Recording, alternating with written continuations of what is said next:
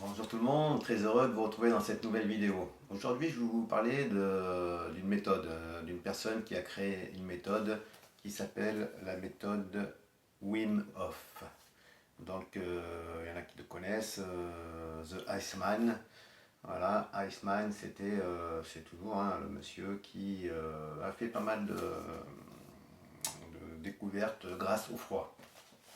Donc il est parti, bon d'abord il s'est entraîné chez lui en Hollande, et puis après il est parti dans les pays du Nord pour justement faire des expériences et petit à petit il a pu pratiquer un entraînement physique, une méthodologie assez spécifique à base de respiration, de méthodes de type yoga, etc. justement pour essayer d'habituer son corps au froid et il a réussi à développer des grosses capacités, notamment au niveau du système immunitaire, à repousser des limites. Donc on voit où il prend des bains glacés dans des lacs gelés, où il se pose, il fait de la méditation dans le froid. Donc vraiment, il a gravi aussi le Kilimandjaro et puis il a aussi fait pas mal d'exploits, notamment un marathon en Finlande, dans le grand froid, pieds nus et sans forcément courir, mais tout ça avec un développement justement aux résistances de son système immunitaire, avec une préparation mentale, une préparation à base de respiration. Donc il a pu aller jusqu'au bout avec quand même quelques difficultés à la fin, mais que pas mal de personnes lambda n'y seraient pas arrivées. Donc c'était assez intéressant. Alors oui, pas tout le monde peut faire ça, mais aujourd'hui il fait des stages, il propose pas mal de choses pour des personnes, monsieur et madame tout le monde, pour essayer d'expérimenter, mais à son niveau, les expériences du froid et les bienfaits et le bénéfice que ça procure. Dans tous les cas, ça a été prouvé, hein, les chercheurs se sont intéressés à sa méthode, ont étudié, ont expérimenté.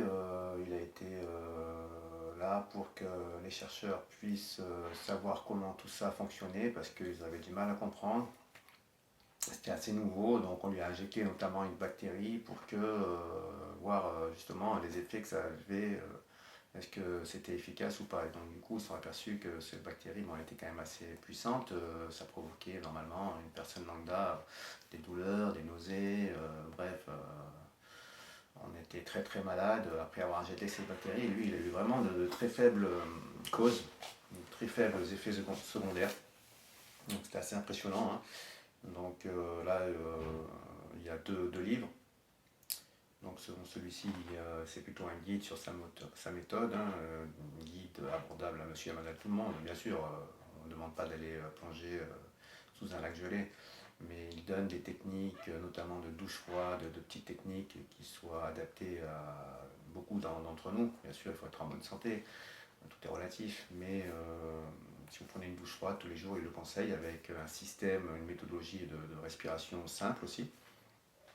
Moi j'ai déjà essayé, c'est assez efficace en termes d'énergie, ça a pas mal d'effets. Alors lui sur sa méthode, lui il a développé pas mal de choses et il le prouve, hein, ça a été vraiment certifié en termes d'inflammation, de maladies, de diabète type 2, ça va jusqu'au cancer, hein. Il y a des effets assez positifs en termes d'énergie, de problèmes intestinaux, enfin il y a beaucoup de choses dont il parle sur les effets de sa méthode qui sont vraiment intéressants. Moi je vous conseille, hein, ce livre, il est vraiment assez pertinent, hein, parce que il explique bien, hein, que ce soit au niveau de la science, au niveau de toutes les choses qu'il a entrepris et les retours qu'il a eu. Donc pour lui, c'est un des secrets de la longévité, hein. Donc, alors moi je voulais surtout pas forcément parler, bon sa méthode est très intéressante, hein, mais aujourd'hui je voulais vous parler parce qu'il parle notamment d'une sorte de jeûne. Une jeûne, ils appellent ça le Fast 5. Donc, alors ça n'a pas été inventé par lui, ça a été inventé par Bert Herring, un médecin des forces spéciales américaines. Donc le Fast 5, c'est il n'y a aucune prise alimentaire, enfin, juste de l'eau. Et il se consacre, il mange entre 17h et 22h. Donc ce médecin-là qui a découvert ce type de jeûne, il y en a pas mal, hein, il était en surpoids. Hein. Donc, je ne sais plus comment c'est venu. Et du coup, son idée justement par un manque de temps, il avait une vie assez chargée, il s'est dit bon, je vais faire quelque chose. Et il s'est dit bon, ben voilà, 17h, 22h. Donc, eux, il en a parlé à sa femme qui est médecin également, et puis ils ont essayé cette méthode tous les deux. Ils avaient quelques kilos à perdre. Donc, ce qui est surprenant, bon, moi je mets un petit bémol, c'est que dans leur méthode, ils mangent ce qu'ils veulent, entre 17h et 22h.